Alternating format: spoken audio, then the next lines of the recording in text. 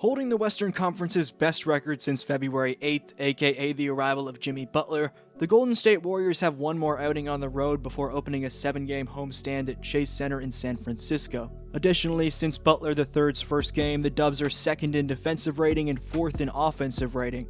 With their schedule, combined with how well they're playing, the Golden State Warriors have a chance to make up some major ground in the standings.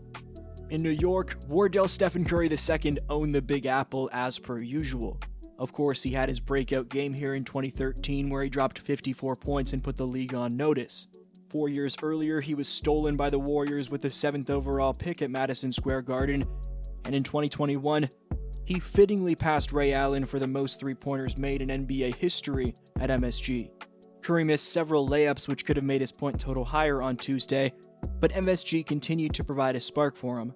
Curry's Warrior-high 28 points came on 10 for 21 shooting from the field, 5 for 9 shooting from distance, and 3 for 3 shooting from the foul line, equating to an above-average true shooting mark of 62.7%. Stephen also dished out a Warrior-high 9 assists to just 2 turnovers, making the performance even better. He snatched what was tied with Draymond Green for a Dubs' most 2 steals, while also being a game-high plus 23. Curry spoke on playing at the Garden post-game. It's Madison Square Garden. It speaks for itself. This is a place that brings...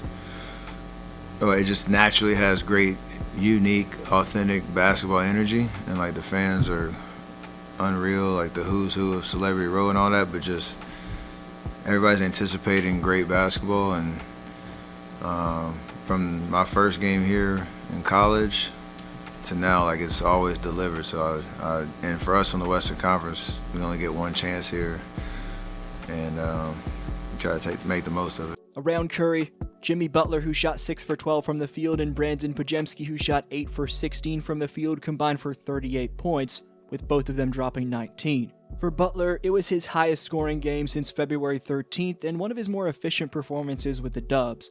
For Podziemski, the second-year pro's consistency seems to be finally developing as he scored in double figures in 6 of the last 8 games. Going back to Butler, and here was Steve Kerr on Jimmy's impact. The last 10 games were, I think we're second in both offense and defense. Obviously small sample size, but that's when we got Jimmy, and so things have clearly turned with him. He's a great complement to what we already do, just with his ability to pass. But what he's adding is that maturity and poise that.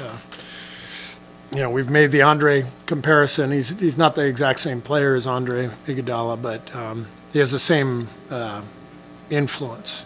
Just constantly reading what's happening, settling us down, and creating good possessions at both ends. Buddy Hield had his second straight solid performance, and Steve Kerr and this Warrior team needs Buddy's stroke and general mantra to stay consistent.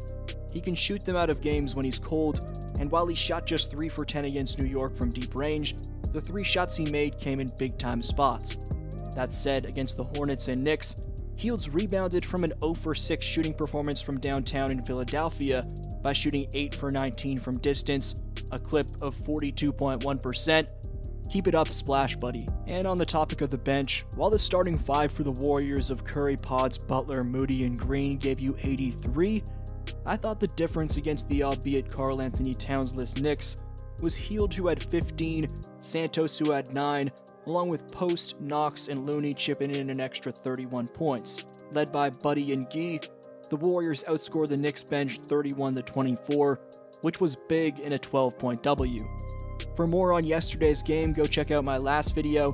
Let me know how much ground you think the Dubs can make up down below. This was your boy DFlow, and I'll see you next video.